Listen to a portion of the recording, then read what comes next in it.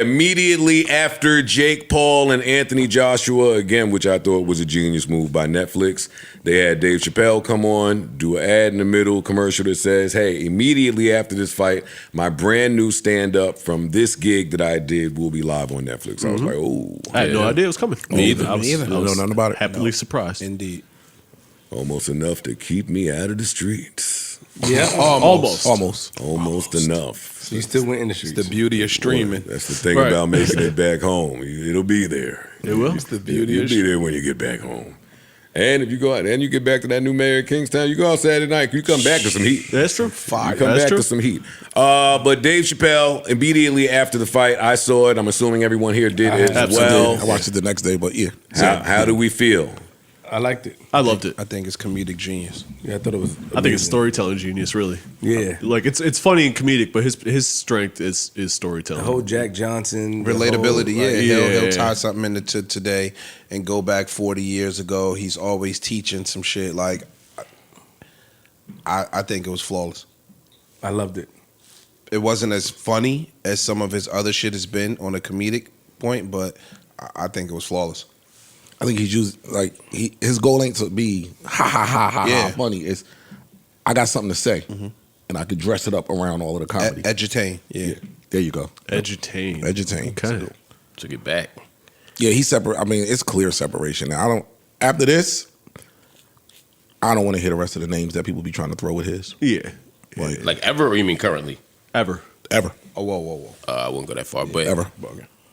I liked parts of it. I think he's a genius, and I thought that watching it, I saw genius throughout it.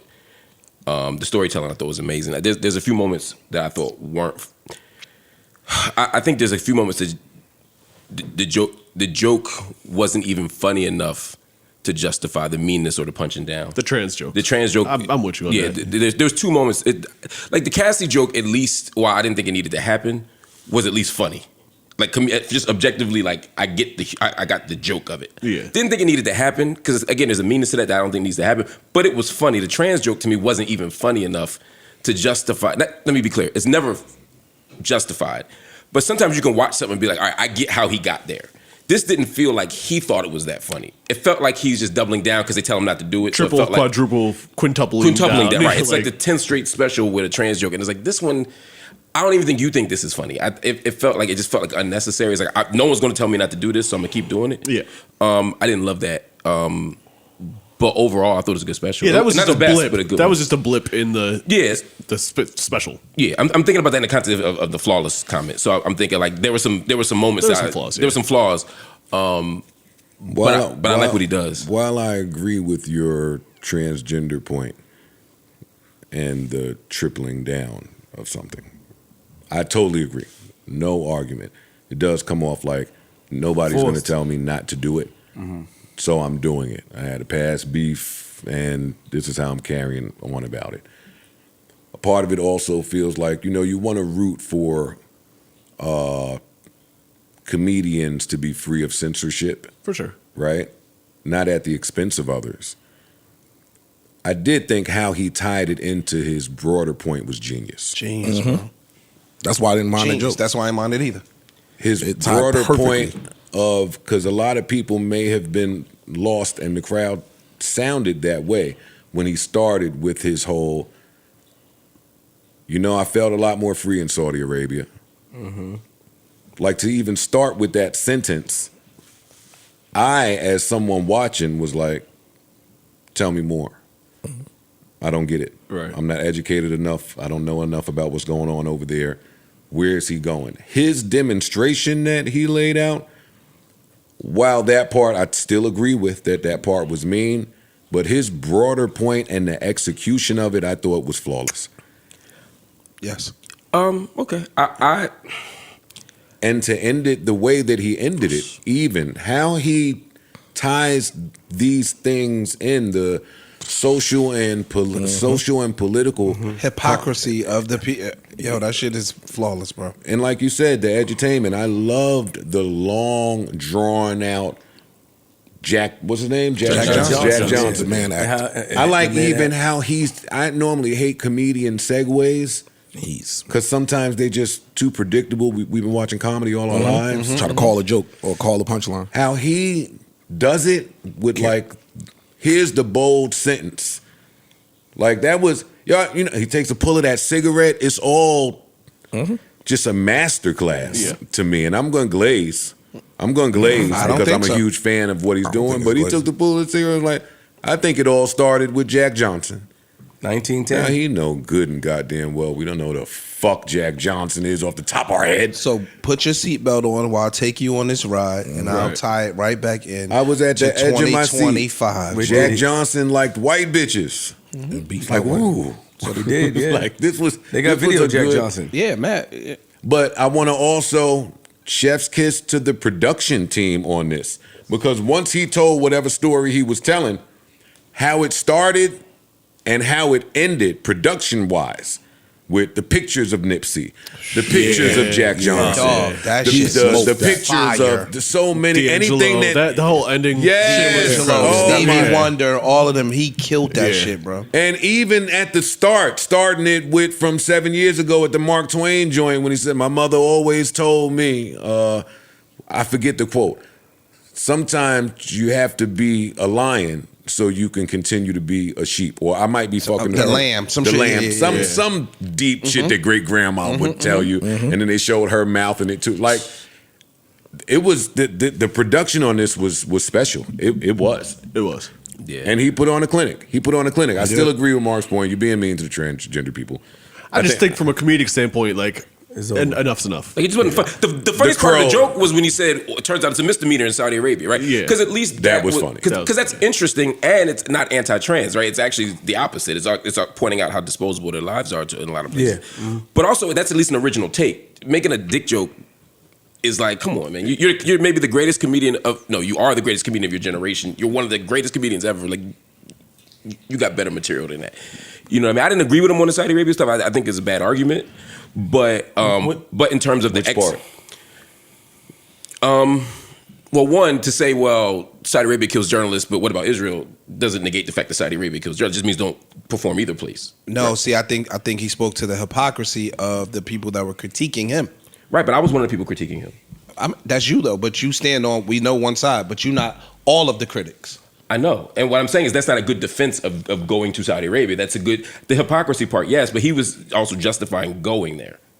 See, He said, I can freer there, I can speak there. No, I think we got something different, and you might be looking at it from something different based on your own education on the region.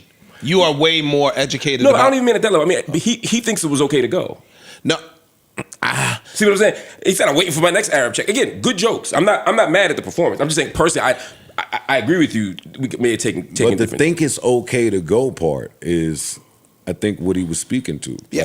Like, I think he was like, "Yo, dog, y'all critiqued me for going over there there. because they killed." And the justification was, "Well, yo, they killed a journalist there." Yeah. But y'all ain't saying nothing about over here where they killed 240 journalists in the last 3 months or whatever time frame I'm he with you. said. It was like, yo, so y'all could critique that and think that Well, part over there is okay. I think Mark is saying that he also does critique that, and a lot of people also do a lot critique of people that. particularly So- aren't doing that. That's what I'm Wouldn't go to saying. either one That of becomes a straw man. I'm saying a lot of people who are mad at him from going there are also boycotting Israel for killing journalists. That's Some. all I'm saying. Some. That's what I'm saying. So it's not like I'm this small minority on that. And what's funny is when he said, what do you speak? Where do you stand on America's participation in it? "Oh, I think we're complicit. If anybody wants to boycott here, I think they should, and I would support it. I absolutely would. and that's what I, I think think the that's broader his point. That's what I think the broader point is. Yeah, but I wouldn't go there. We got that part, Yeah. Mark. I understand that. Yeah. You are speaking for the people like you. You're going to activist against it all. So I understand that part. And I just think you're more educated than the masses in the goings on. But I don't think the masses are criticizing him for it. I think the people I criticize think him. his point is Mark is complicit whether you want to be or not. And I think that's a fair point. I think we're all complicit. I think that's right. I just don't think it's a good argument. All I'm saying is I don't think it's the best argument for it. I'm not, again, he can have that take. A lot of people have that take. I wouldn't die on the Saudi Arabia hill because I think, again, there's enough contradictions everywhere. I just think that wasn't the best take. But when he said, like, I'm freer to speak there, it's interesting because he's like, again, my trans jokes kill over there.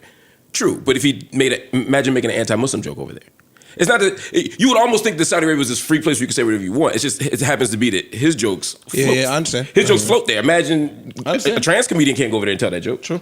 So I'm just saying, like, it's and I'm not trying to demonize Saudi Arabia because again, America got a lot of fucked up shit. And again, do what y'all need to do.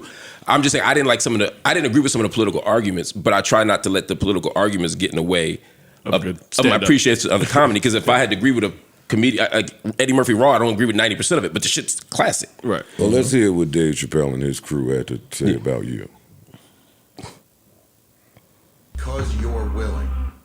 But watching it, even though when the person is a clear idiot, you still had a kindness in your approach to like not make them look stupid. Jerobi, are you talking about my episode? But that's the whole problem with what Malcolm Hill did with Candace Owens that we were talking about earlier. Is that I was laughing just thinking of Mark Lamar Hill if he was sat there and talked to her and kept going. Do you smell something? Do you smell anything? But see, even that pussy joke to me is more effective than Mark Lamar Hill sitting down and trying to be like, but Candace, but why? But why Candace? Here's why you were so effective, though, in what you said about Candace going. Because they've held you up as an avatar of truth-telling. Because you're willing. I mean, they're about to tear you up when the music come on. In the way that I never you heard want this to before. speak it. So their whole thing is we're censored, right? As always, the right is always the victim in any conversation. In a time of racial unrest where 400 years of, degradation, they want to make themselves the victim of this moment. But the Candace Owens thing, right? So her life is provocation. Her brand is provocation. That's how she makes her money. They're not about free speech because they always somehow end up in Berkeley.